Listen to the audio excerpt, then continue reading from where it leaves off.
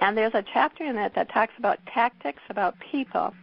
And I really identified with, and I think it's because when I sponsor, I do this, but not consciously. It's just kind of a natural flow, and I think we as women, it is a little more of a natural flow.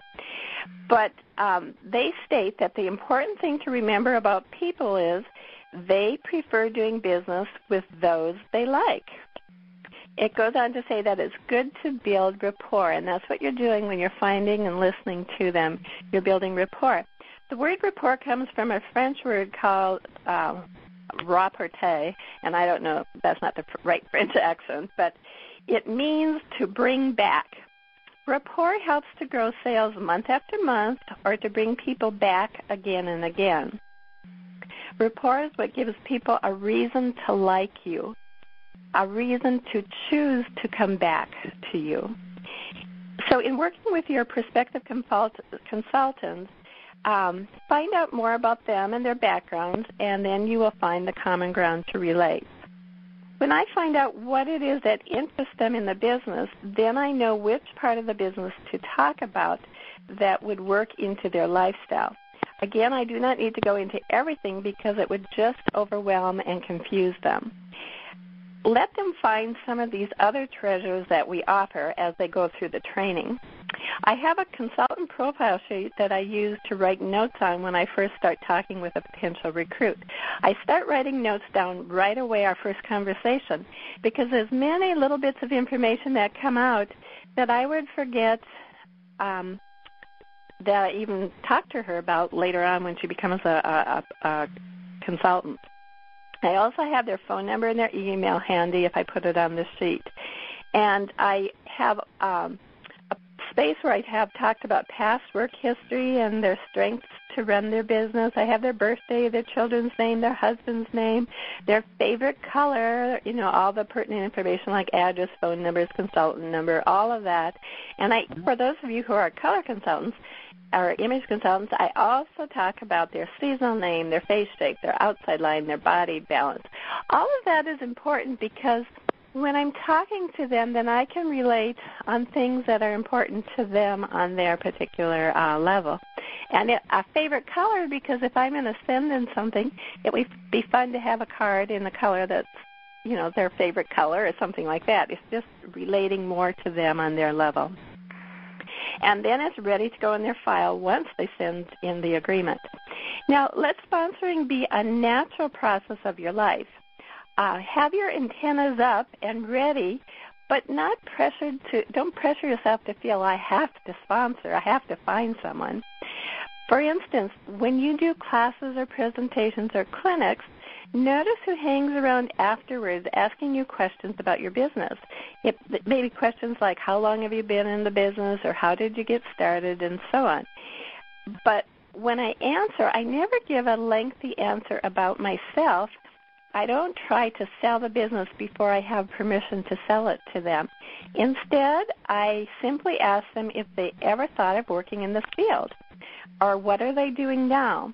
The conversation flows naturally when you're interested in them and not just trying to talk them into your ideas for their life. I'm working on a protocol up at Walter Reed right now called Living a Heart-Healthy Lifestyle. And one of the areas they spend time on is being mindful of the moment, or we might say mindful listening to others and your own thoughts. The Guerrilla Marketing book calls it active listening, or listening with intent. Again, they say people like people who listen to them. Listen actively to people, and they will tell you exactly what will help them. You don't have to rely on sales techniques. You will know what to do because they will tell you.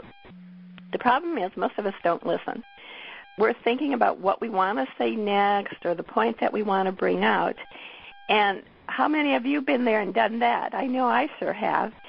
And so we want to active listening differs from typical listening in that your attention is intentionally focused on the other person, not just politely giving them time while you're thinking about your response. And I know that each and every one of us probably have work to do in this particular area. By developing a habit of active listening, you can get people to have a more open attitude towards you. You can avoid miscommunication. But most importantly, you can build trust and confidence. So some of the things they say help with, listening with intent is to, first of all, seize any interfering activities before the conversation. Now, how many of you are multitasking right at this minute and probably doing 3 other things while this conversation is going on?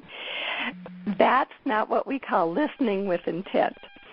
So another thing they suggest is if you're in a restaurant or other place where there's frequent traffic, avoid looking at passerbys. Always turn off your cell phone first. Be aware of any emotions you may have and just set them aside. We all have opinions and judgments, so just suspend them for the conversation. If you have made notes about the person, look them over ahead of the meeting.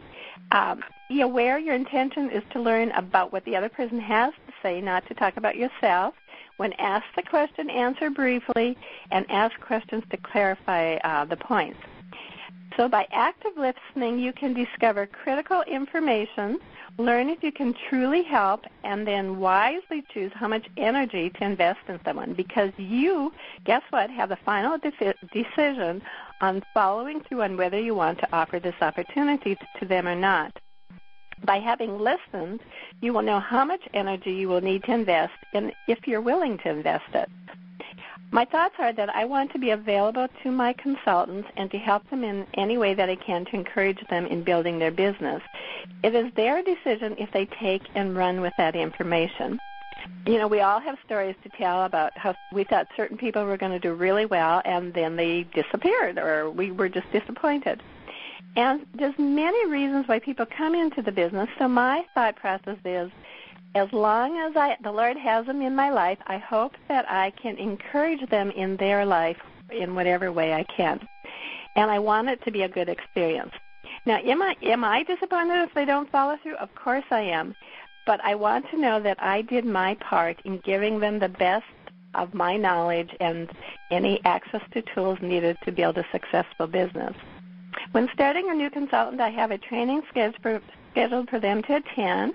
I also have an ongoing email training that I set up so we can go at a pace that they want to move. And I always have them answer 2 questions. Why do I want to build a successful StyleMaker business? And define what success in the business would be for you. And so when I get that back, then I know where and how much they really want to put into the business.